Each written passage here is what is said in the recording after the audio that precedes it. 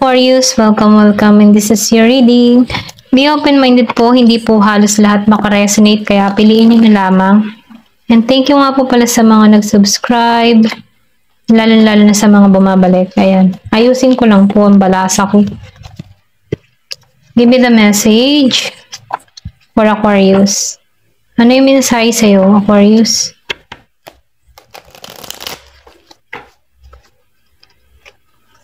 Give me the message for Aquarius.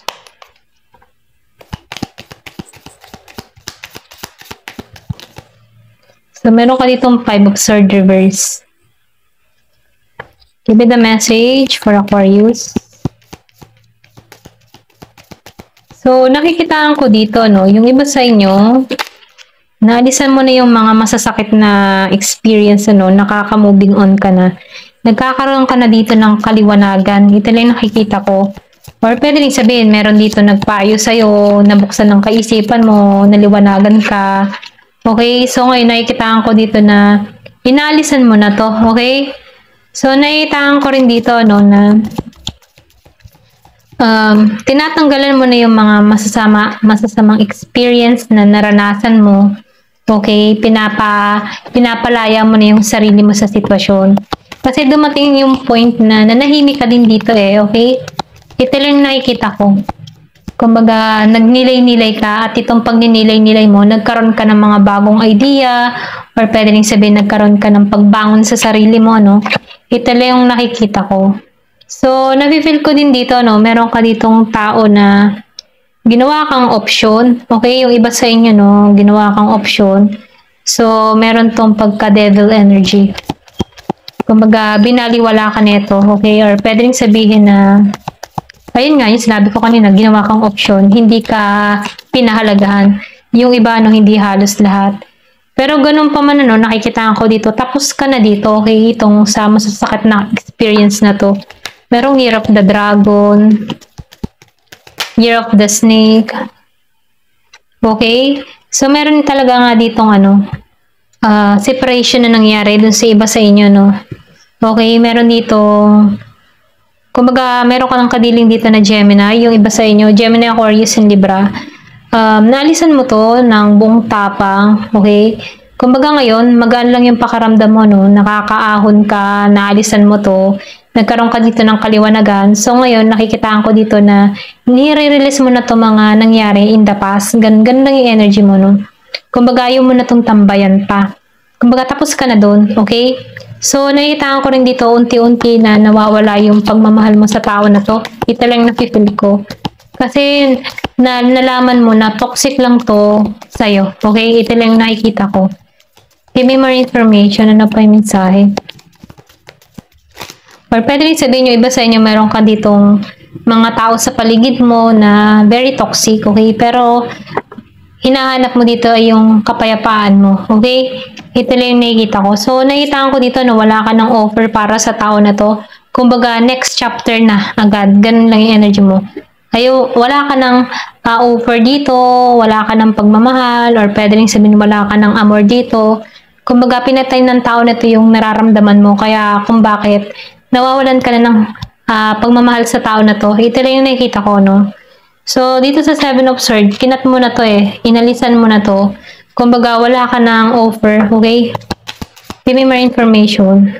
So, nakikita ko rin dito, no, sa death. Mas humahanap ka ng panibago, okay? Panibagong simula, fresh start para sa sarili mo. Or pwede rin sabihin, nagkakaroon ka na ng panibagong pananaw, okay? Meron kang handa ka na sa pagbabago, renew mo yung sarili mo, ganun lang yung energy mo, no? Kumbaga, naibalik mo muli yung sarili mo or binabangon mo muli or nandito ka pa lang sa stage na unti-unti mo nang hinahanap yung sarili mo at naibabangon yung sarili mo. Okay? Ito lang yung napipil ko. So, meron ka dito na, okay, reconciliation. Pero ganun pa man, alam mo yung tipo na nagbabago ka na pero gusto nitong bumalik sa'yo. Okay? So, yung bang tipong tanggap mo na, naka-moving on ka na, then bigla na lang itong susulpot sa'yo. Ayan, meron dito magkikitang muli. So, yung iba sa inyo, meron ka ditong kadiling na maitim na babae, maitim ang buhok. Or pwede rin sabihin, iyo tong energy, kung isa ka man babae. Give me the message. So, nakita ko rin dito, no, meron ka ngayong kapayapaan, nahanap mo yung peace mo, okay? Nandun ka sa moment na masaya ka, kung meron ka, ganyan, ganyan na yung energy mo.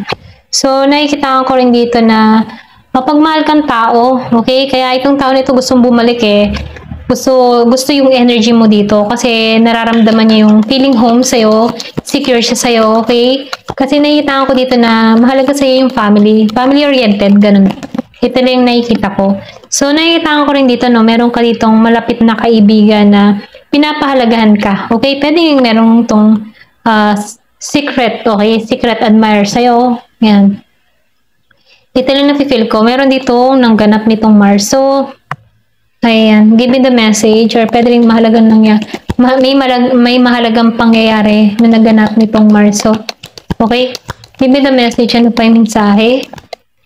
So, nakita ko yung 555. Okay? So, nakita ko rin dito, no, ingat ka na lang sa mga pagkakagastusan. Kung baga, kailangan mo dito magtipid-tipid. Ayan. Kung hindi naman importanteng bagay, huwag mo nang bilhin. Kasi sayang yung pera. Ayan. Meron ditong Darkman. So, yung iba naman sa inyo, meron ditong kadiling na may team na lalaki. Or pwede rin sabihin, meron ka ditong taong karelasyon na seryoso. Okay? O, meron ka ditong taong nakadiling na pwedeng nasa edad na 30 pataas. Okay? Meron kayong mga plano dito na hindi naging matagumpay. Ayan. Pero ganun pa man, no, nakikitaan ko dito na meron ditong parating na masaya, happiness. Kahit merong hindi mga nagtagumpay, merong masaya pangyayari. Or meron kayong mga, kunyari, meron kayong plano dito for business. Hindi siya naging matagumpay. Ito lang nakita ko. Or meron tong mga plano sa'yo, hindi naging matagumpay, okay? Naudlot, kumbaga, hindi nagpatuloy. Yung iba, no, hindi halos lahat. Pero ganun pa man, ano, meron ditong parating na magiging kang masaya. Ito lang yung mensahe.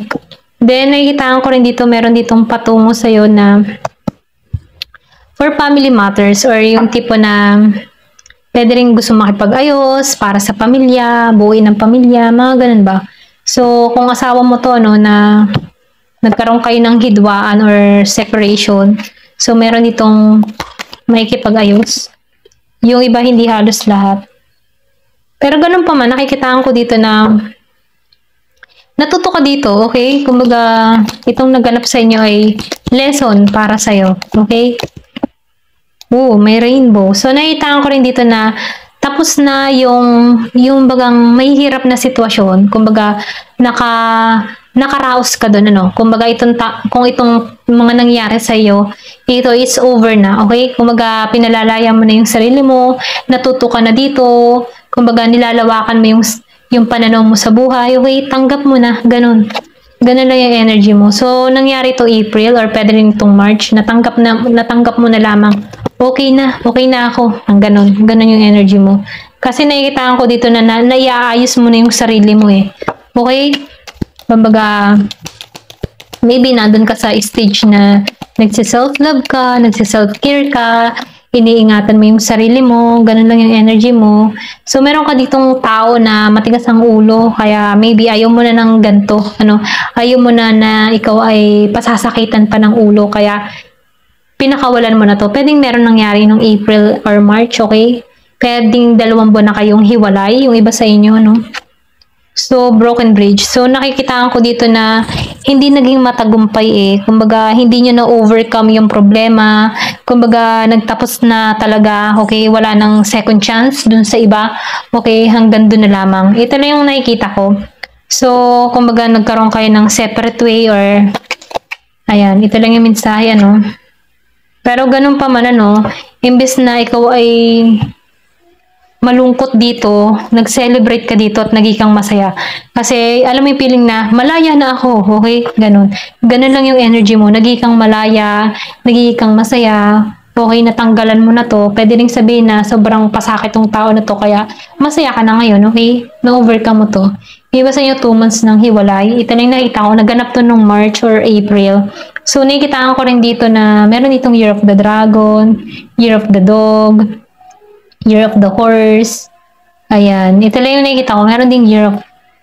Ayan. Ito lang pala. Ayan. Ito lang yung nakikita ko. Ayan. Thank you for watching. Love and peace.